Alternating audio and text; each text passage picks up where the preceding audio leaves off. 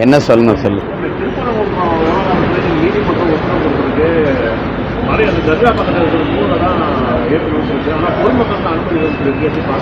பொதுமக்களுக்கு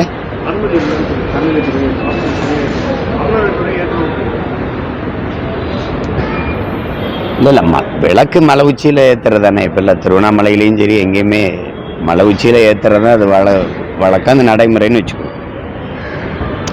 அரசு கையாண்ட முறையே நீதிமன்றம் கண்டிச்சிருக்கிறத நீங்கள் கவனிக்கணும்.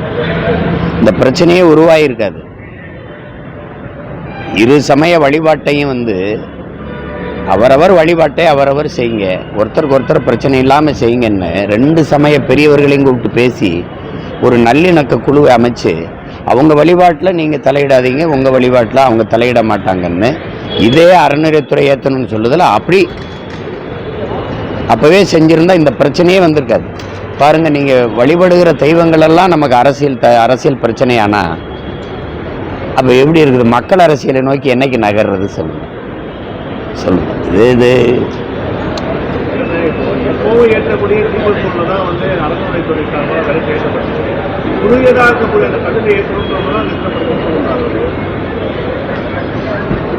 அவங்க சொல்றது என்னன்னா, பன்னெடுங்காலமாக வழிபட்டு வந்த அந்த விளக்கேற்ற முறை இடையில நிறுத்தப்பட்டிருக்கு, இப்போ வேணுங்கிறாங்க. நமக்கு அதில் என்ன கேள்வினா, இதே திருப்பரங்குன்றத்தில் போய் நான் திருமுருக பெருவிழா நடத்தும் போது என்னை கேள்வி பண்ணவங்க தான் இன்னைக்கு விளக்கேற்றணும்னு நிற்கிறாங்க. உங்களுக்கு புரியுதுன்னு நினைக்கிறேன்.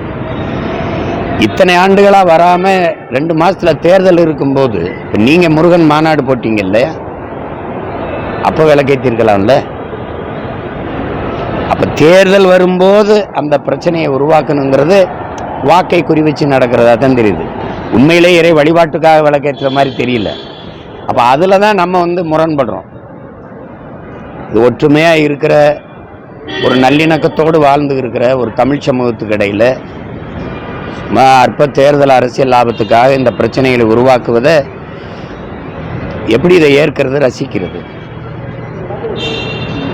அதனால் அதில் அரசு இன்னும் கொஞ்சம் கூடுதலாக கவனம் எடுத்து இந்த பிரச்சனைகளே உருவாகாமல் சரி பண்ணியிருக்கலாங்கிறது தான் என்னுடைய கருத்து.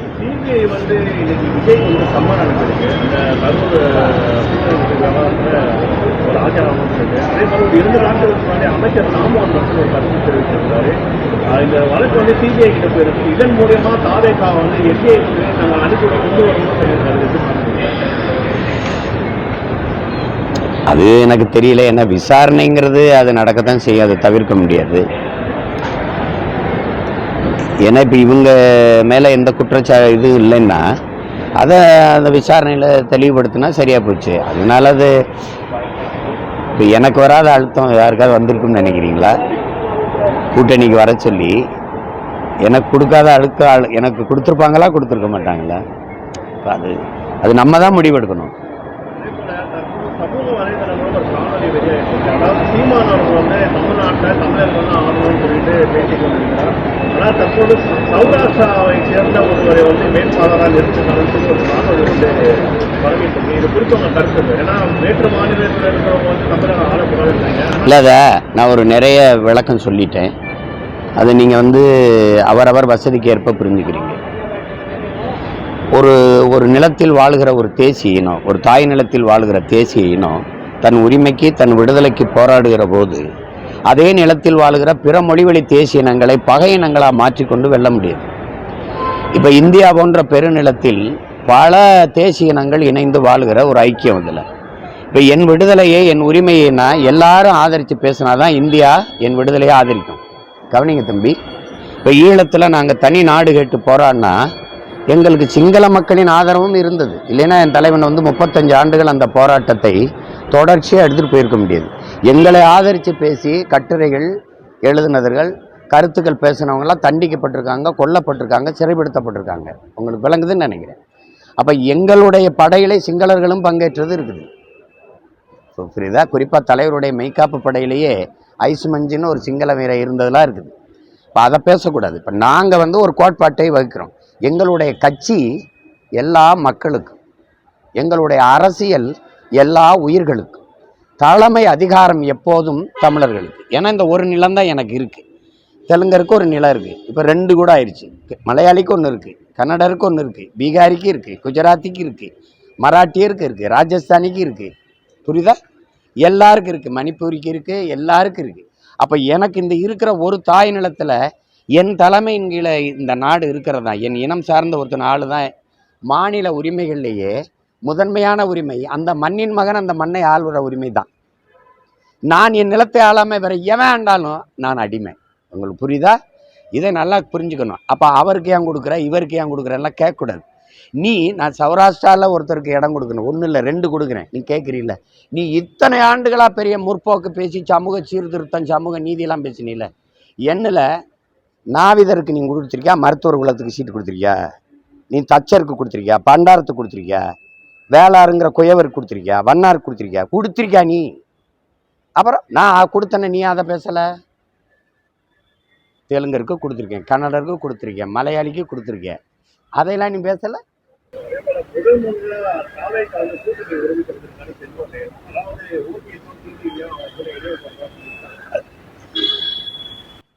அதில் எனக்கு கருத்து இல்லை. தம்பி வந்து கூட்டணியை விரும்புகிறார், அவர் கூட வர்ற கட்சியில் சேர்த்துக்கிறாங்க. நான் கூட்டணியை விரும்பலை, கூட்டணி போகவும் விரும்பலை. அதனால் எனக்கிட்ட அதை பேசக்கூடாது. அவர் ஆட்சியில் பங்கு வரைக்கும் தர்றேன்னு சொல்கிறாரு, அதை போய் நம்ம பேசிக்க முடியாதுல்ல. ஒரு கட்சி தம்பி ஒரு கட்சி தலைமை எடுக்கிற முடிவில் நம்ம போய் கருத்து சொல்ல முடியாது. இப்போ என்னையே தனிச்சு நிற்கிறீங்கன்னு யாரும் எது கருத்து சொல்லணும்? எனக்கு வந்து ஒரு தனித்த ஒரு தத்துவம் இருக்குது, பாதை இருக்குது, நான் இதான் செய்யணும்னு வந்திருக்கேன், நான் செய்கிறேன். அதில் உங்கள் கருத்து அவசியம் இல்லை. அதனால் இப்போ எங்கள் ஐயா டிடிவியோ எங்கள் அப்பா ஓபிஎஸோ தம்பி விஜய் கூட கூட்டணி வைக்க போகிறாங்க அப்படிங்கிறது அவங்களுடைய விருப்பம். அது அவங்க கட்சி, அவங்க நிலைப்பாடு, அவங்க கருத்து கோட்பாடு. அதில் யாரும் கருத்து சொல்லக்கூடாது. நான் இல்லை, நீங்களும் சொல்லக்கூடாது. திமுகவும் காங்கிரஸ் கருத்து வேறுபாடு போயிட்டு வந்து பார்த்தீங்கன்னா நம்ம திமுகவோட எம்பி அதாவது எம்எல்ஏ வந்து ஆர்எஸ்எஸோட புறனா வந்து மாநிலத்தில் ஒழிக்கிறாருன்னு சொல்லியிருக்காரு. இல்லை, எனக்கு அதில் பெரிய கருத்து இல்லை. எனக்கு திமுக வந்து காங்கிரஸோட கூட்டணி வச்சுருக்கிறதுல எனக்கு கொள்ள வெறுப்பு இருக்குது, உங்களுக்கு தெரியும். புரியுதா? அவங்க நான் கட்சி ஆரம்பித்தது இவங்களை ஒழிக்கத்தான். உங்களுக்கு என் இனத்தை கொன்னது கூட நின்னதில் அடுத்தவங்கெல்லாம் சொல்ல வேண்டியதில்லை. ரத்த சாட்சியாக நானே பார்த்த துரோகம் அது. அப்போ அதனால எனக்கு காங்கிரஸ் என்ன முடிவு எடுக்குதுன்னு இல்லை. இவங்க தானே அவரை ஜெயிக்க வச்சாங்க. சொல்லுங்கள், 4000 ஓட்டில் அவர் ஓட்டா? தம்பி விஜய் பிரபாகரனை வீழ்த்தி அவர் வென்றது எப்படி? இவங்க தான் ஜெயிக்க வச்சாங்க.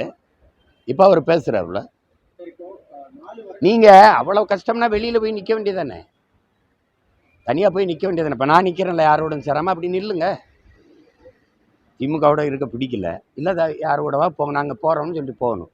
அது உள்ளே உட்காந்துட்டு பேசுகிறல, அதெல்லாம் வந்து அது பேரத்துக்கு வழிவகுக்கும். எங்களுக்கு இன்னொரு வாய்ப்பு இருக்குது, கூட கொஞ்சம் இடம் கொடுங்கன்னு கேட்குறதுக்கு வாய்ப்பு தருமே வெளியே, அதெல்லாம் அது செய்ய மாட்டாங்க. சரி, இப்போ திமுக அரசு வந்து இந்த பொங்கலுக்கு பரிசு தொகை, லேப்டாப் கொடுக்குறது, அதுக்கு அடுத்தால ஆசிரியர்களுடைய ஓய்வூதியம், இது எல்லாமே இப்போ ஓகே பண்ணுறாங்க. அது மட்டும் இல்லாமல் இந்த லேப்டாப் கொடுத்தது ஒரு பெரிய திரைப்பட விழா மாதிரி எல்லா நடிகர்களையும் கூப்பிட்டு பெருசாக பண்ணுறாங்க. இதை எப்படி பார்க்குறீங்க? அது கேவலமாக பார்க்குறேன். நான் இருக்கிறேன். இந்த அரசியலை நான் வந்து முற்றுமுழுதாக வெறுக்கிறேன். நாங்கள் திரும்ப திரும்ப சொல்கிறோம், இந்த கட்சிகள் வந்து கட்சி அரசியல், தேர்தல் அரசியல் தான் செய்யும், மக்கள் அரசியல் செய்யாது. விளம்பர அரசியல், செய்தி அரசியல் தான் செய்யும், சேவை அரசியல், செயல் அரசியல் செய்யாது. இது நீங்கள் எப்படி வேணாலும் எடுத்து பாருங்கள், அதுதான் செய்யும். நீங்கள் இந்த பழைய ஓய்வூதிய திட்டத்தை கேட்டு பன்னெடுங்காலமாக அரசு ஊழியர்கள் போராடுறாங்க, உங்களுக்கு புரியுதுன்னு நினைக்கிறேன். அவங்க கேட்டது இப்போ நீங்கள் இருக்க புதிய ஓய்வூதிய திட்டம் இல்லை, அந்த ஓய்வூதியத்தை நிறைவேற்றுன்னு இல்லை, பழைய அதுதான் ஜாக்டேஜியோ பல ஆண்டுகளாக. இப்போ நீங்கள் அறிவிக்கிறத ஏன் போன ஆண்டு அறிவிக்கலை? போன ஆண்டு இதே கோரிக்கை வச்சு போராடினாங்க, அதுக்கு முந்த ஆண்டும் போராடினாங்க. இப்போ தேர்தல் வரும்போது அறிவிக்கிறதுனால இது என்ன சொல்கிறது? தேர்தல் அரசியல்னு சொல்கிறோம். போன ஆண்டு என் பொங்கலுக்கு பணம் கொடுக்கல. ஏற்கனவே 10 லட்சம் கோடி கடன் இருக்கும்போது இப்போ 6800 கோடி வருது. 3000 ரூபா கொடுக்கும்போது கரும்பு, அரிசி, சர்க்கரை இதோட சேர்த்தா பணம் மொத்தமாக 3000னா 2.5 கோடி குடும்ப அட்டைன்னா 6800 கோடி 7000 கோடி கிட்டத்தட்ட வந்து. இப்போ இந்த தேர்தல் அடுத்த மாதம் அறிவிக்க போகிற போது பிப்ரவரி இறுதியில் அறிவிப்பாங்கன்னு வச்சுக்கணும். இப்போ நீங்கள் கொடுக்கும்போது இது மக்கள் அரசியலா தேர்தல் அரசியலா? போன ஆண்டு கொடுத்துருந்தீங்கன்னா அது மக்கள் அரசியல், இப்போ கொடுத்தா அது தேர்தல் அரசியல். அதனால தான் இது தை பொங்கல் அல்ல, இது தேர்தல் பொங்கல்னு சொல்கிறது காரணம் அதுதான். அப்போ உங்கள் கவனம் நீங்கள் படிக்கிற மாணவர்களுக்கு கொடுக்கணும்னு ஒரு நோக்கம் இருந்தால் இதே மடிக்கணினியை போன ஆண்டு கொடுத்துருக்கலாமே.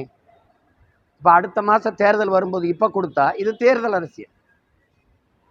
நீங்கள் இறை வழிபாட்டை நீங்கள் என்ன பண்ணி விமர்சிச்சிங்க, திரை வழிபாட்டை விமர்சிக்கலை. கடவுள் வழிபாட்டை விட கதாநாயக வழிபாடு மேனாதுன்னு நீங்கள் கற்பிச்சிங்க. மாணவர்கள், பள்ளி கல்லூரி மாணவர்கள் அரசியல் பேசக்கூடாது, அரசியல் இயக்கத்தில் சேரக்கூடாது நீங்கள். ஆனால் திரைப்பட ரசிகனுடைய நடிகருடைய ரசிகர் மன்றத்தில் இருக்கக்கூடாதுன்னு சொன்னீங்களா? இல்லை. கல்லூரி பள்ளியில் திரைப்படம் பேசக்கூடாது, சினிமா பேசக்கூடாதுன்னு தடை போட்டியெல்லாம் இல்லை. கல்லூரி விழாக்களில் சினிமா நடிகர்கள், இயக்குநர்கள், இலக்கியவாதிகள், கற்றறிந்த சான்றோர்கள் பங்கேற்கிறதுக்கு பதிலாக கதாநாயகன், இயக்குநர்கள், நடிகைகள் பங்கேற்றவுடனே திரைப்படம் தான் உச்சம் நம் மனதில் ஏறிடுது. அரசு விழாக்கள்லேயே நீங்கள் நடிகர்களை கூப்பிட்டு பேச விடும்போது என்ன ஆயிருதுன்னா, இதுதான் அப்படின்னு ஆனவுடனே நடிகர் நாடாளுவது புரியுதா உங்களுக்கு? அரசியலுக்கு வர்றது வந்துடுது. இப்போ நீங்கள் என்ன பண்ணுறீங்க? இந்த மடிக்கணினி கொடுத்துல கல்வியில் ஒரு பெரிய மறுமலர்ச்சி, பெரிய புரட்சி வந்துடுதுன்றீங்க. இதே அப்போ போன ஆண்டு செய்யலை, அதுக்கு முந்தின ஆண்டு செய்யலை.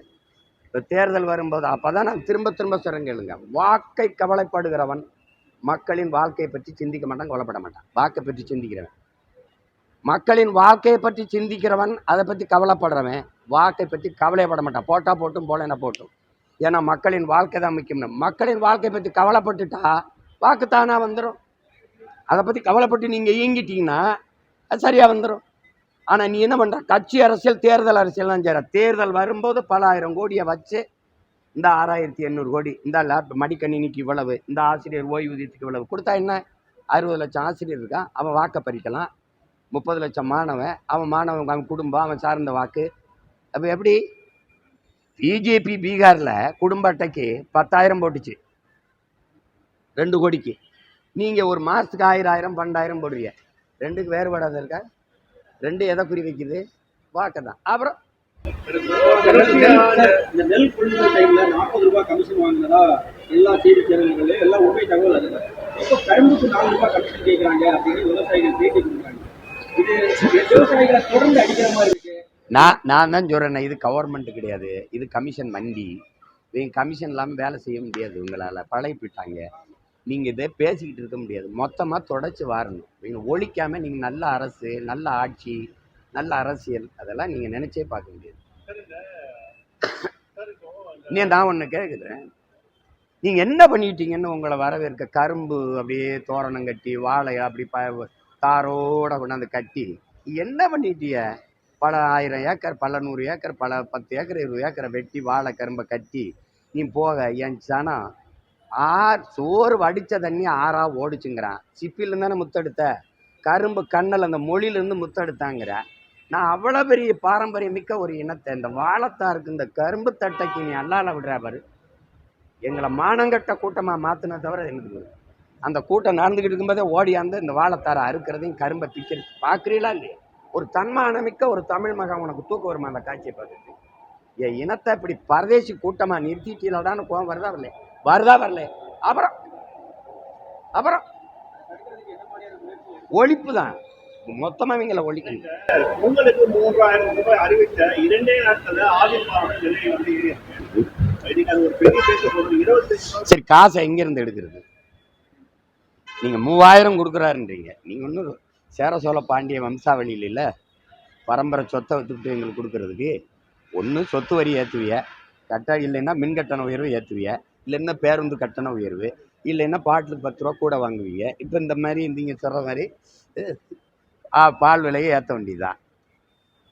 உங்களுக்கு என்ன வேறு எங்கேருந்து எடுப்பீங்க சொல்லுங்கள்? 10 லட்சம் கோடி கடன் ஆயிடுச்சு, 80,000 கோடி, லட்சம் கோடிக்கிட்ட வட்டியே தொட போகிறோம். யார் கேட்டது எங்களுக்கு பொங்கலுக்கு 3000 கொடுத்துருங்க? யார் கேட்டது? கேட்குறான். சம வேலை சம ஊதியம் கொடுங்கன்னு வீதியில் நிற்கிறான். யார்? ஆசிரியர் நிற்கிறான். அறிவை போதிக்கிற அறிவு கருவறையில் இருக்கக்கூடிய ஆசிரியர் பெருமக்கள் வீதியில் நிற்கிறான். அன்னைக்கு கொரோனா வரும்போது தேவதைகளாக தெரிஞ்சாங்க இந்த சேவை பெண்கள், செவிலியர்கள். இன்னைக்கு தேவையில்லாமல் வீதியில் நிற்கிறாங்க. அவங்க கேட்டு போராடுறாங்க, அவங்களுக்கு கொடுக்க மாட்டேங்கிறீங்க. எங்கள் அம்மா என் தங்கச்சியெல்லாம் மாதம் 1000 ரூபா கொடுங்கன்னு வீதிக்கு வந்தாங்களா? நீங்கள் சொல்லுங்கள். உரிமை தொகை கொடுங்க நீங்கள் வந்தாங்களா? ஏன் கொடுக்குறீங்க? 980 கோடி இழக்கிறீங்க மாதத்துக்கு. தம்பி, நீங்கள் 3000 கொடுக்குறீங்க, 3000. ஆனால் ஒரு ஆள் ஒரு குடும்ப அட்டைக்கு 2 லட்சம் ரூபா கடன் இருக்கு. 3000 எனக்கு கொடுக்குறீங்க, ஆனால் 2 லட்ச ரூபாய் எங்கள் அம்மா மேலே கடன் இருக்கு. அப்புறம்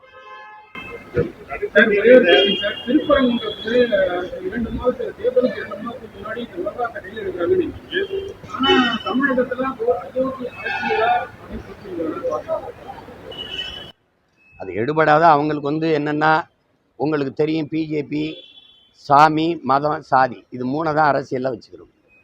உங்களுக்கு திரும்ப திரும்ப சொல்கிறேன், அண்ணல் அம்பேத்கர் சொல்கிறாரு, தான் வாழுகிற நாட்டை விட சார்ந்திருக்கிற மதமே பெரிதென்று இவர்கள் செயல்பட தொடங்குவார்களே ஆனால் இந்த நாடு சுக்கு சுக்காக சிதறுவதை யாராலும் தடுக்க முடியாதுங்கிறார். நான் சொல்லலை, அறிவாசான் அண்ணல் அம்பேத்கர் சொல்கிறார்.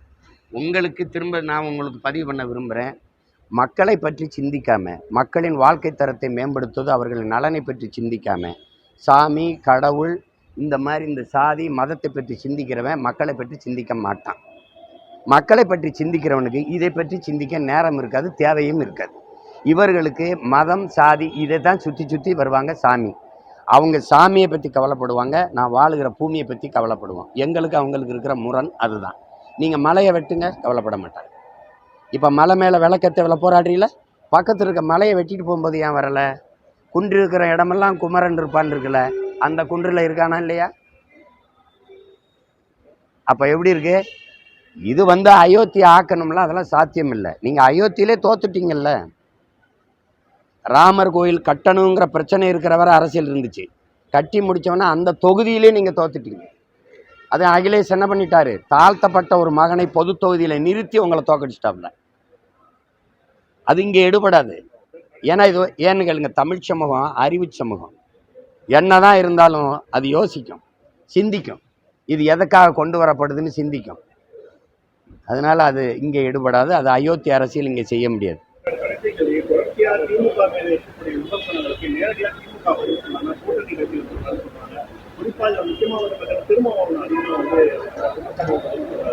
அதே போல பாத்தீங்கன்னா துப்பாக்கி களத்தில் எதிரியாக இருக்கக்கூடிய திமுகவை எதிர்க்காமல் பாதை மாதிரி விஜயை எதிர்க்கக்கூடிய செயல்களை தான் திமுக இருக்கிறார் சொல்லிட்டு சமூக வலைதளம். தம்பி விஜயை நாங்கள் எதிர்க்கிறோன்னு நீங்கள் பார்த்தீங்கன்னா எப்படி சொல்கிறது? சில கேள்விகளை கேட்டிருப்போம், அவர் முன்வைக்கிற கருத்தியல் கோட்பாடுகளை சில கேள்விகளை கேட்டிருப்போம். அது விமர்சனம்னு பார்க்குறதோ அது எதிர்ப்புன்னு பார்க்குறதோ தப்பு. உங்களுக்கு புரியுதா? நான் தம்பியை எதிர்க்கிறதுக்கு கட்சி ஆரம்பித்தேன் இல்லை, பல தடவை உங்களுக்கு சொல்லிட்டேன். புரியுதா உங்களுக்கு? திரும்ப திரும்ப சொல்கிறேன், என்னை எதிர்க்கிறவன் எல்லாரும் எதிரி இல்லை. நான் யாரை எதிர்க்கிறேனோ அவன் தான் எதிரி. நான் களத்தில் எதிரியை குறிச்சிட்டு இறங்கினவன். எதிரியை குறிச்சிட்டு 4 பேர் உங்களுக்கு இந்திய கட்சிகள், திராவிட கட்சிகள். என் இனம் என் மொழியை அழிச்சவன் யார்? என் மாநிலத்தின் உரிமையெல்லாம் பறிச்சவன் யார்? என் நிலத்தின் வளத்தை எல்லாம் கொள்ளையடிச்சிட்டு போகிறவன் யார்? என் இனத்தை போர் நடத்தி சாகடிச்சவன் யார்? அதுக்கு கூட நின்னவன் யார்? போராடி தடுக்கிற உயரத்திலிருந்து வேடிக்கை பார்த்து நின்னவன் யார்? காங்கிரஸ் போரை நடத்திச்சு. ஒரு 2G அலைக்கற்றைக்காக 1 மாதம் பாராளுமன்றத்தை முடக்கி போட்ட பாரதிய ஜனதா பக்கத்தில் ஒரு தீவில் இப்படி மானோட சமூகத்தை கொண்டுகிட்டு இருக்கிய சக மனித சாவனு கூட தலையிட்டு அந்த போரை நிப்பாட்டுன்னு பேசலையா? அது யாரு? போராடி நிறுத்துகிற உயரத்தில் இருந்த அதிமுக ஒரு தடவை கூட அந்த போரை நிப்பாட்டுன்னு போராடாமல் இருந்தது யார்? அப்போ இவங்கெல்லாம் என்னுடைய எதிரிகள். நாற்பக்கம் எதிரி நடுவில் நம் தமிழ் தாய் நாம் புரட்சி பாவலாம். இப்போ நாற்பக்கம் எதிரி நடுவில் நாம் தமிழர் கட்சி. இதில் தம்பி எங்களுக்கு எதிரியும் இல்லை, போட்டியும் இல்லை. நான் ஒரு கருத்தில் என் கோட்பாட்டோடு யாரும் மோதுறான். நீங்கள் திராவிடருங்கிறீங்க, நாங்கள் தமிழருங்கிறோம். நீங்கள் இந்தியருங்கிறீங்க, நாங்கள் தமிழர்கள் இந்திய நாட்டின் குடிமக்கள்ங்கிறோம். இங்கே மாறுபடுது, கோட்பாடு மாறுபடுது. நீங்கள் ஊழல் லஞ்சம்ன்றீங்க, நான் உண்மை நேர்மைங்கிறேன்.